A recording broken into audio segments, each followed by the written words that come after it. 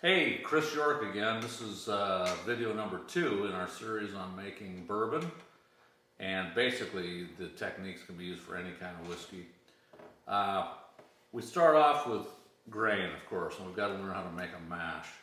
And bourbon, to be bourbon, has to have at least 51% corn. This is corn meal. You can use that, which I like to use. It's easy and convenient. Or you can buy flake corn, which is also good, but it's a lot more expensive.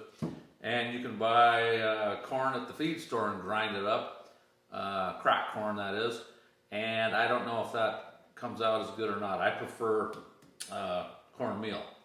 And then rye and malted barley. Those are the 3 things that are essential in making bourbon. There are wheated bourbons that oftentimes replace the rye with wheat, and Maker's Mark is an example of that.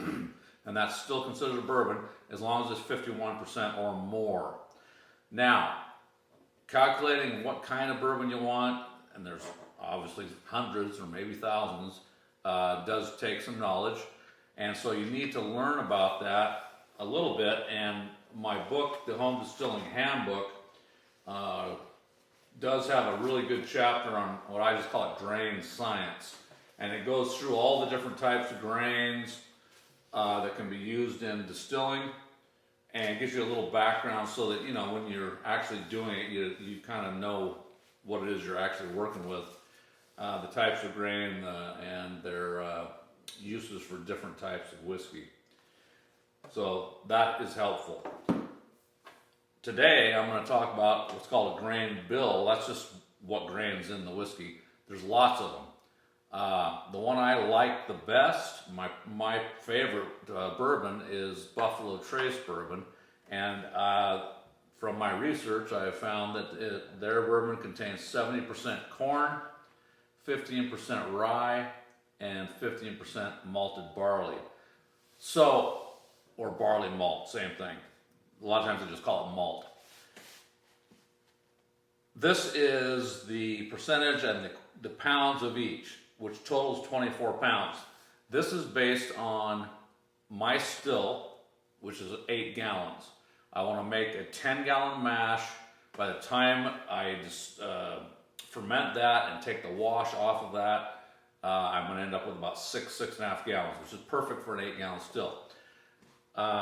So this 24 pounds of grain requires 8 gallons of water, makes about a 10-gallon mash, and it's just right for my 8-gallon still.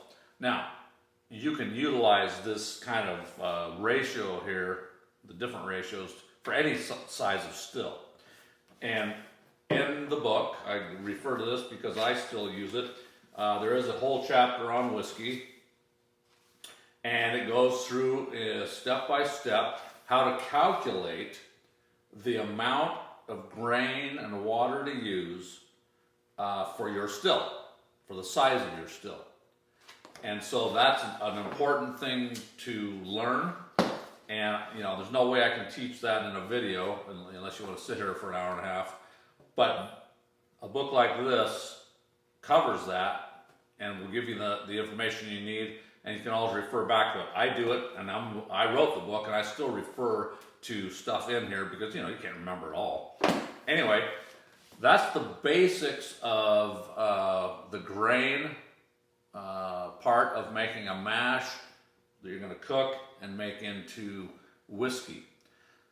The grain bill, and then of course there are quite a few other steps. There's enzymes we have to use. We need to check pH and adjust that if necessary. There's yeast nutrients that we need to put in, and there's also the yeast that we use when we get to fermentation. So this is just the basics on grain.